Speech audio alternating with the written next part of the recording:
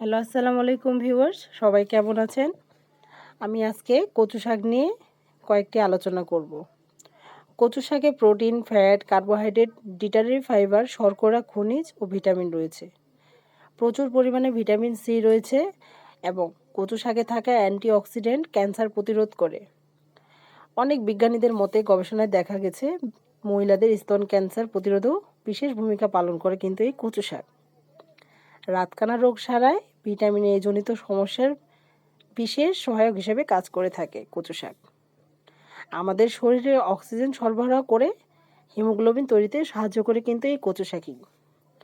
কচু শাকে আছে প্রচুর পরিমাণে আয়রন, যা মানবদেহে রক্ত তৈরিতে সাহায্য করে এবং বিশেষ ভূমিকা পালন করে থাকে।